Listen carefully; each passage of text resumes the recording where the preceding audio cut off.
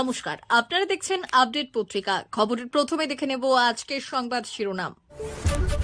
বাড়ির সতর্কতা আবাস প্রকল্পে টাকা দেওয়ার আগে দিদিকে বলতোয় ফোন করে আবাস যোজনার ঘর পেল 13টি পরিবার। অভিষেকের হাত ধরে তৃণমূলে অসমের রাজ্য সভাপতির দায়িত্বে রমেন। বগটুই খবতিত কেষ্টর সামনে করজোড়ে মেহিলাল। কলকাতা দখল করব, ভারতকে টুকরো করে মানচিত্র বদলে দেব, ভয়ঙ্কর হুঁশিয়ারি বাংলাদেশ থেকে। কামদুনি না হয়ে যায়, কৃতিত্ব নিয়ে এত তাড়াহুড়ো কেন? কুলতলি কাণ্ডে ফাঁসির সাজা নিয়ে মমতাকে খোঁচার শুভেন্দুর। ঋতব্রতকে রাজ্যসভায় পাঠাচ্ছেন মমতা। ক্ষমার অযোগ্য, কেন গর্জে উঠলেন সুকান্ত?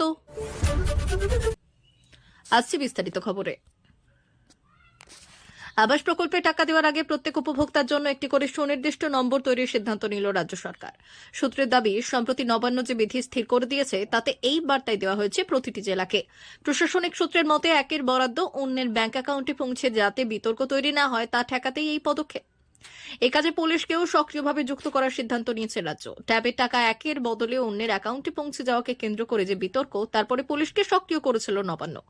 প্রশাসনিক পর্যবেক্ষকদের অনেকের মতেই সেই ঘটনার পর আবাসের ক্ষেত্রেও আগাম এমন পদক্ষেপ করা হয়েছে। প্রসঙ্গত, চলতি মাসের 15 থেকে 30 ডিসেম্বরের মধ্যে আবাস প্রকল্পে টাকা ছাড়ার কথা ঘোষণা করেছিলেন মুখ্যমন্ত্রী মমতা বন্দ্যোপাধ্যায়। শীঘ্রই জেলায় জেলায় বিভিন্ন এলাকায় শিবির চালু করেছে সরকার। সেখানে উপভোক্তাদের ব্যাংক অ্যাকাউন্টে যাচাই এবং ইউনিক আইডি দেওয়ার কথা রয়েছে। প্রসঙ্গত, ইতিমধ্যেই অর্থ দপ্তর নির্দেশ দিয়েছে রিজার্ভ ব্যাংকের সুরক্ষা বিধি মেনে আর্থিক অনুদান বিলি করতে হবে। আর এই নিয়েই অর্থ দপ্তর প্রত্যেকটি দপ্তরের প্রধানকে লিখিতভাবে করণীয় স্থির করে দিয়েছে। প্রতিটি গ্রাম পঞ্চায়েত এলাকায় উচ্চগতি সম্পন্ন ইন্টারনেট সংযোগ সহ কম্পিউটার ল্যাপটপের মাধ্যমে গোটা বিষয়টি পরিচালনা করার সিদ্ধান্ত জানিয়ে দেওয়া হয়েছে শিবিরগুলিতে। ব্লক ভিত্তিক আধিকারিকদের যুক্ত করে দেওয়া হচ্ছে এক একটি গ্রাম পঞ্চায়েতের সঙ্গে। তারা গোটা কর্মপদ্ধতির দিকে নজর রাখবেন। ওটিপি এবং ওটিপি বায়োমেট্রিক পদ্ধতি ব্যবহারের নির্দেশ দিয়েছে নবান্ন। প্রশাসনিক কর্তারা জানাচ্ছেন, উপভোক্তা তালিকা মৌজা এবং গ্রাম ভিত্তিকভাবে ভাগ করা হবে এবং ভাগ করে দেওয়া হবে, যাতে গ্রাম পঞ্চায়েত পিছু প্রত্যেকটি শিবিরে 150 থেকে 200 জনের বেশি ভিড় না হয়। কোন উপভোক্তা কোন শিবিরে যাবেন তা জানিয়ে দেবে স্থানীয় প্রশাসন। আধার কার্ড, ব্যাংক পাসবই এবং আধার সংযুক্ত মোবাইল নম্বর সঙ্গে থাকতে হবে। ব্যাংক অ্যাকাউন্টের প্রমাণ দিয়ে সংশ্লিষ্ট বৈধ মোবাইল নম্বরে ওটিপি মিলিয়ে তবে বাকি কাজ হবে। গোটা প্রক্রিয়ার উপর ভিডিওরা যেমন নজর রাখবেন, পুলিশের উপর অবাঞ্ছিত ঘটনা ঠেকাতে বাড়তি দায়িত্ব দেওয়া হয়েছে। এক কর্তার কথায় এই প্রক্রিয়ার সময় একজন উপভোক্তা একটি করে ইউনিক আইডি পাবেন, আর তার ভিত্তিতেই টাকা ছাড়া হবে। পরবর্তীতে সেই ইউনিক আইডি ধরে যাচাইয়ের পরিকল্পনা রয়েছে সরকারের। প্রসঙ্গত, আবাস তালিকা যাচাইয়ের সময়ও এলাকায় এলাকায় যে পদ্ধতি নিয়ে সরব হয়েছিলেন উপভোক্তাদের একাংশ, নাম্বার যাওয়া নিয়ে বিক্ষোভ হয় জায়গায় জায়গায়। তারপর মুখ্যমন্ত্রী এবং মুখ্য সচিব এই ব্যাপারে জেলা প্রশাসনগুলিকে বাড়তি সতর্ক করেছিলেন। কিছুদিন আগে ঘটে যাওয়া ট্যাব কাণ্ডের পর এবার আরও সতর্ক থাকার বার্তা দেওয়া হচ্ছে জেলাগুলিকে। প্রশাসনের সর্বোচ্চ মহল থেকেই সে ব্যাপারে নজর রাখা হবে। সূত্রে খবর, গোটা প্রক্রিয়ায় রাজ্য পুলিশের শীর্ষ মহলেরও নজর থাকবে পৃথকভাবে। প্রশাসনিক সূত্র জানাচ্ছে, আবাসের তালিকায় প্রায় 11 লক্ষ উপভোক্তার নাম ছিল। তারপর প্রাকৃতিক বিপর্যয়ে ক্ষতিগ্রস্ত আরও 1 লক্ষ মানুষকে বাড়ি তৈরির টাকা দেওয়ার কথা ঘোষণা করেছিল মুখ্যমন্ত্রী। আবাস প্রকল্পের 2টি কিস্তিতে 60,000 করে টাকা, মোট 1 লক্ষ। দিদিকে বলতে ফোন করাই দিয়েছে সাহারা, মিলেছে সুরাহা। আবাস তালিকায় প্রথমে নাম না থাকলেও পরে দিদিকে বলো নির্দিষ্ট নম্বরে ফোন করে মুখ্যমন্ত্রীর সক্রিয় উদ্যোগে আবাস যোজনার ঘর পেয়েছেন 13টি পরিবার। শেষ পর্যন্ত আবাস তালিকায় নাম ওঠায় রীতিমতো আবেগে ভাসছেন নবদ্বীপ ব্লকের মহিষুরা পঞ্চায়েতের মাঝের চড়া গ্রামের আনছুর শেখ, আশাবতী শেখ, শাহিনুর বিবি, কুড়ি বিবিরা। মাঝের চড়া গ্রামের অধিকাংশ মানুষই দারিদ্র্যের সঙ্গে লড়াই করে দিন যাপন করেন। কেউ পরিযায়ী শ্রমিক, কেউ জন্মজোর, কেউ বা হোটেলে কাজ করেন। তাদের সকলেরই মাথা গোজার ঠাঁই বলতে এক চিলতে টিনের চালাযুক্ত কাঁচা বাড়ি। কারো ঘরের দেওয়াল পাটকাঠির, কারো বাঁশের বেড়া, কারো দরমা, কারোর বা টিন দিয়ে ঘেরা। বৃষ্টির সময় ছাদ দিয়ে জল পড়ে। ঝড় বৃষ্টির সময় ওই ঘরেতেই পরিবার নিয়ে বেঁচে থাকার লড়াই চালাতে হয়।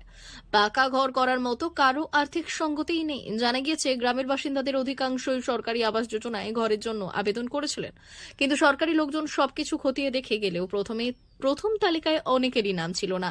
এরপর তালিকায় নাম না থাকা গ্রামবাসীরা দিদিকে বলো নির্দিষ্ট নম্বরে যোগাযোগ করেন। সরকারিভাবে আবার সবকিছু খতিয়ে দেখা হয়, আর এরপরই দিদিকে বলো কপালে জুটল মাথা গোজার ঠাঁই।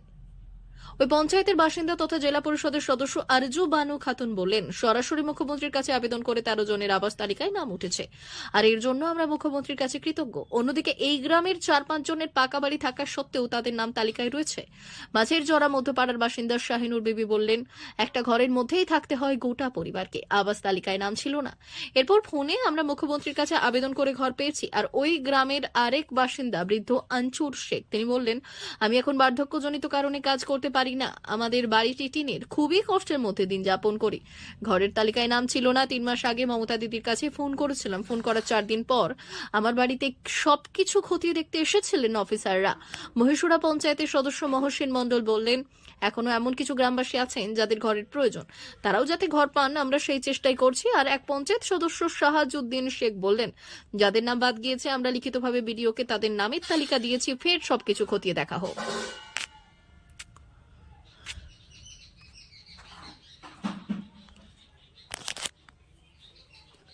তৃণমূলে যোগ দিয়ে বড় দায়িত্ব পেলেন অসমের অভিজ্ঞ নেতা রবীন্দ্র চন্দ্র বরঠাকুর। অসমের রাজ্য সভাপতির দায়িত্ব দেওয়া হলো তাকে।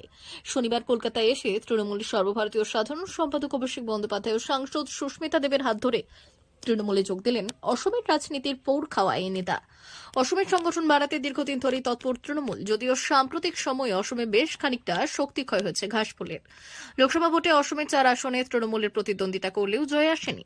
এরপর রাজ্য সভাপতির দায়িত্ব ছেড়ে দেন রিপুন বোরা। এরপর অসমে ইনচার্জের দায়িত্ব আনা হয় বাংলার আইনমন্ত্রী মলয় ঘটককে।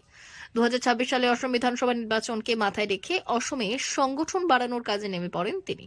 অবশেষে উত্তর পূর্বের এই রাজ্যে তৃণমূলের সভাপতি পদে রমেনকে দায়িত্ব দিল তৃণমূল। শনিবার এক স্যান্ডেলে এই তথ্য প্রকাশ করেছে ঘাসফুল শিবির। উল্লেখ্য, 2026 সালে অসমে বিধানসভা নির্বাচন, অর্থাৎ হাতে অনেকটাই সময় রয়েছে। তাই ক্ষত সারিয়ে নব উদ্যমে মাঠে ঝাঁপিয়ে পড়তে চায় তৃণমূল। মলয় ঘটক পর্যবেক্ষকদের দায়িত্ব নেওয়ার পর ধাপে ধাপে সেই শুরু করে দিয়েছে ঘাসফুল শিবির। এবার রমেনের নেতৃত্বে অসমে জোর কদমে ঝাঁপিয়ে পড়তে তৈরি বাংলার শাসক দল।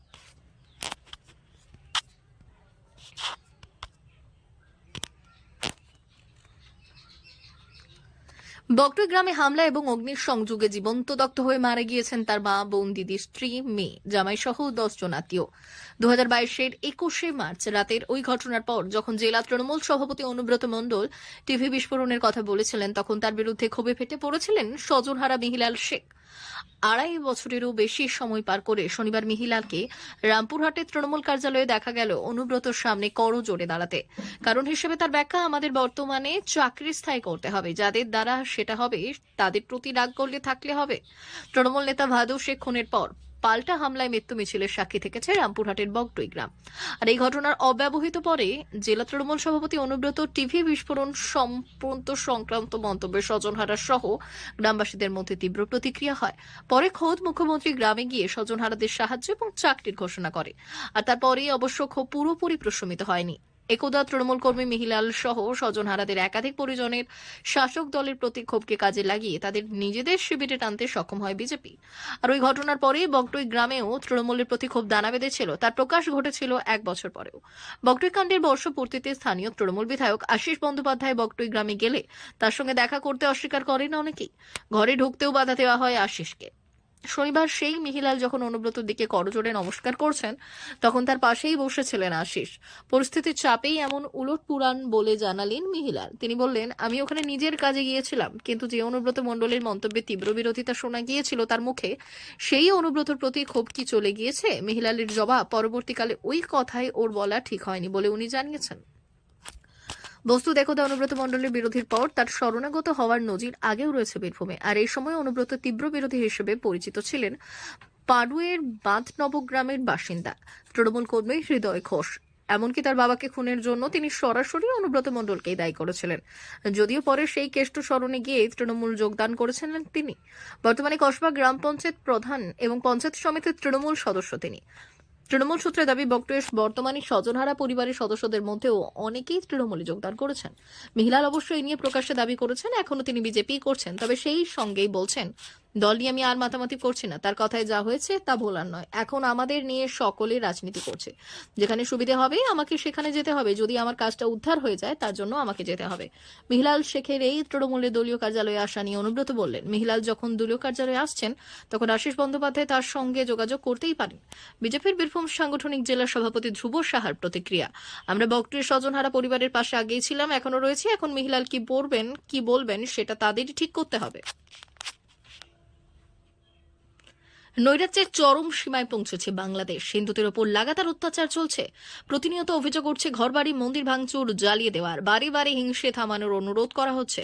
কিন্তু সেই আর্জি কানে তোলা তো দূর, এবার কলকাতার দিকেই কুনজর বাংলাদেশের মৌলবাদী সংগঠনের। কলকাতাকে বাংলাদেশের অঙ্গরাজ্য করার হুমকি মৌলবাদীদের। বাংলাদেশের যেখানে দিকে দিকে হিংসের খবর, হিন্দুদের সুরক্ষা দিতে অপারগ ইউনূস সরকার, সেখানেই রাজধানী ঢাকায় পুলিশের নিরাপত্তায় মিছিল করেছে বাংলাদেশ তিসরা ইনসাফ পার্টি।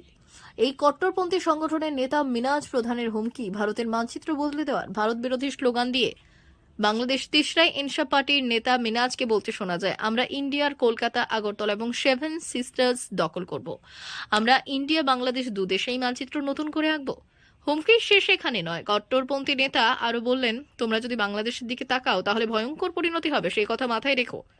প্রয়োজনে আমরা ভারতকে টুকরো টুকরো করব, ভারতীয় ভূখণ্ডে আমরা কলমা আঁকা পতাকা ওড়াবো, আমরাই ভারত শাসন করব।